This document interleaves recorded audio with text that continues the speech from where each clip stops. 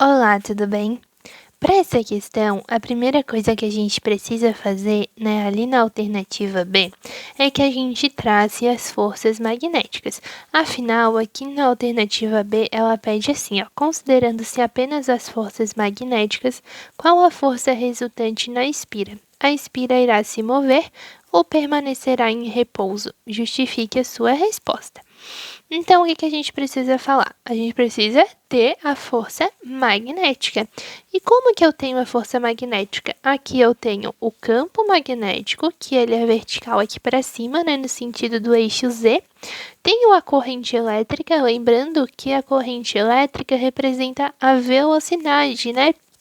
Quando a gente faz a regra das mãos, seja a regra do tapa ou a regra da mão esquerda, a corrente elétrica, o sentido da corrente elétrica é dado pela velocidade. Daí a gente considera a corrente elétrica no sentido convencional como se fossem prótons se movendo. Então, se a gente tem campo e tem corrente, que no caso é a velocidade, a gente consegue descobrir força magnética, tá? E daí a gente pode fazer tanto pela regra do tapa quanto pela regra da mão esquerda. Eu vou fazer as duas aqui com você. A primeira coisa que a gente precisa entender é que vai existir força magnética apenas se houver um determinado ângulo entre o campo e a corrente. Não sei se você se recorda, mas existe a fórmula da força magnética que fala assim, ó, força magnética é igual ao campo vezes a corrente, vezes o comprimento, vezes o seno do ângulo formado entre o campo e a corrente, é a famosa fórmula BIL. Força é igual a B do campo vezes a corrente o I da corrente e o L do comprimento. Mas também tem um seno nessa fórmula, né? Que é o seno formado entre a corrente e o campo. Quando o ângulo entre os dois é de 90 graus, aí o seno é de 91 e a força magnética é máxima, né? Mas quando eles estão na mesma direção, tipo aqui, ó, quando essa corrente estiver aqui, ela vai estar fazendo 90 graus com o campo. Mas quando ela estiver descendo aqui, ela vai estar na mesma direção do campo magnético. Se ela está na mesma direção, no caso aqui ela vai fazer 180 graus, porque ela está indo no sentido oposto. E aqui ela vai fazer 0 graus, porque ela está indo no mesmo sentido.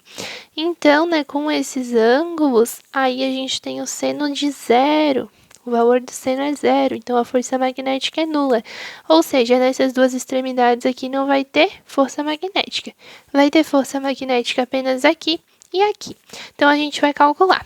Aí você lembra a regra do tapa? Os meus dedinhos são o campo magnético. Esse dedão aqui é a corrente elétrica. Aqui é a força para carga positiva e aqui é a força para carga negativa. Então vamos lá. Bota o dedão para onde está a corrente, bota os dedos para onde está o campo e para onde vai empurrar é a força magnética. Então para cá vai estar a força magnética, né? Porque eu tô assim, vou empurrar para cá. Daí vai estar para cá. Então vai ter uma força magnética para cá. E agora aqui para essa parte. Tem uma corrente para cá, tem os campos para cima, né? Os dedos do campo para cima. Então a minha força vai estar para cá.